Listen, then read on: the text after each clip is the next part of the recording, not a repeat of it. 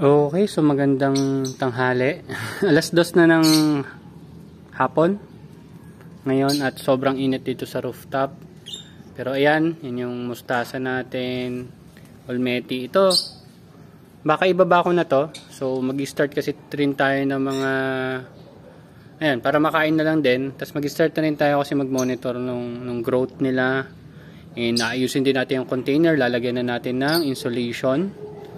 So lumalaki naman sila. Ito rin, baka kunin ko na lang din to para malagyan na natin sila ng panibagong mga setup dyan.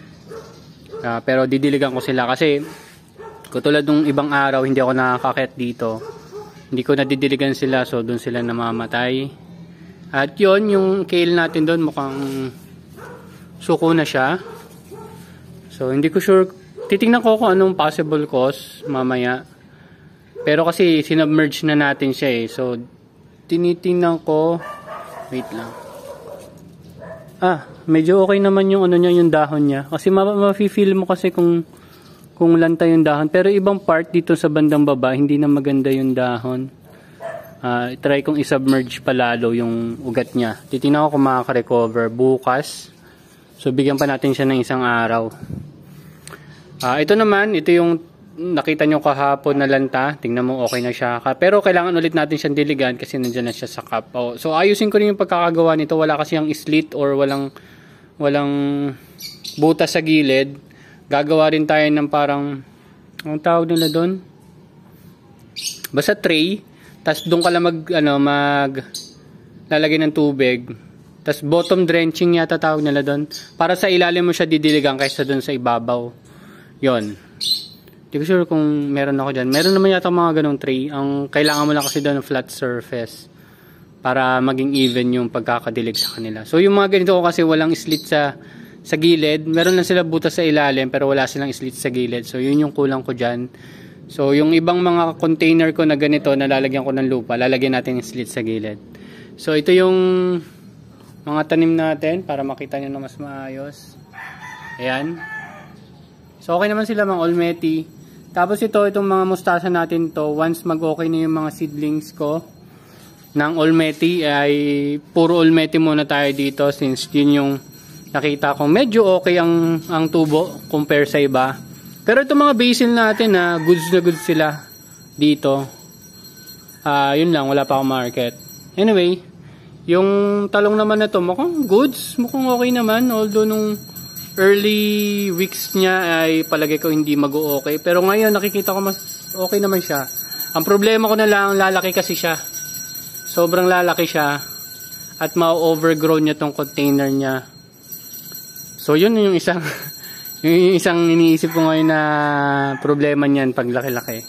So itong mga nakatanim sa mga cups na to, kailangan natin diligan. Kasi nga nasa lupa sila, tas maliit lang yung container nila, so tendency is maubos talaga yung nutrients nila. Tapos ayun, kailangan ko na mag-refill doon. So first time natin i-refill simula nung nilagay natin siya dyan.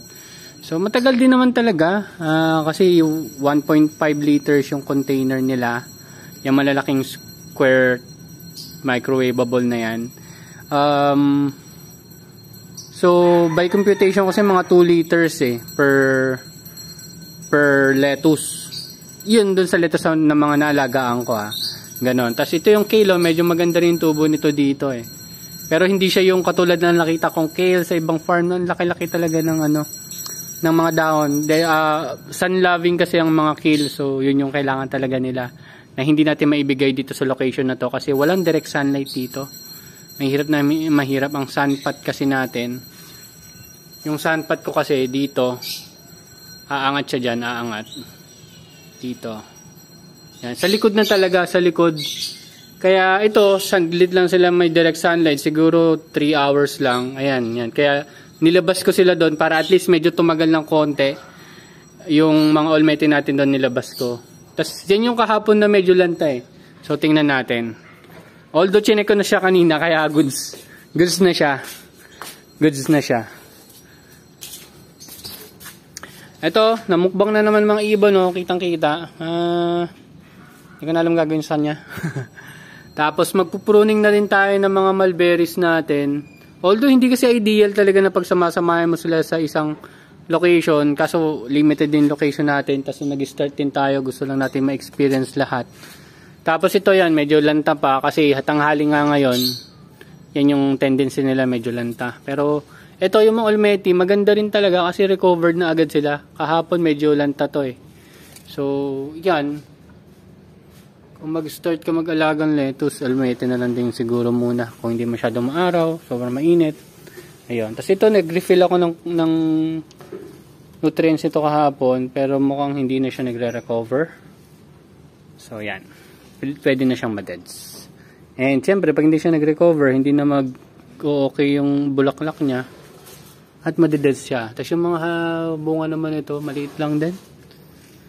So pag tagal-tagal, baka tanggalin ko na rin tong mga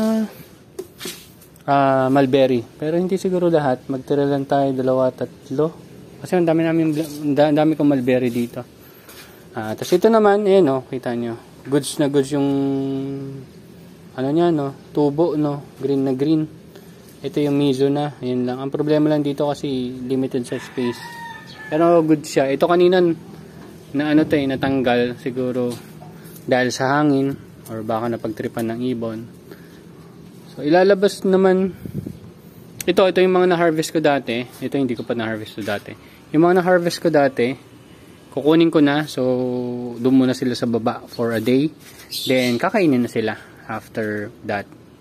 Ang ginagawa ko kasi, hindi ko sila in-expose ng araw ng at least 12 hours.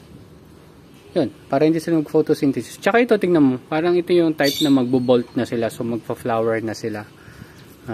Although yung iba, ayan, medyo may ganung tendency din. Ito rin, ayan o. Nagkakaroon na ng gap yung leaves niya. Hindi katulad nito, na yun, medyo dikit-dikit pa. Ayan, ayan. Yun lang naman observe ko. So ito, yung mustasa natin medyo lanta. Yan talagang tendency nila sa experience ko pag mga ganitong oras. Yung kale natin. Okay naman. Goods naman siya. So hindi ko pa naililipat yung basil. Ito, dalawa to eh. Dalawa sila. Lipat ko na lang siya doon. Mas maganda kasi yung growth or survivability nila pag medyo malaki na. Ito, marami pa dito. Ayun, laki na nga nito. Pero na makita mo, naninilaw na yung dahon. Tubig lang kasi ito, walang nutrients. So, yun lang naman. Wala naman masyadong kakaiba. At yun. After several weeks, may mga bago ulit tayo mga tanim dito. Ito, hindi maganda tubo ng pechay na to. Yun lang. Update ko na lang kayo sa susunod. Bye-bye.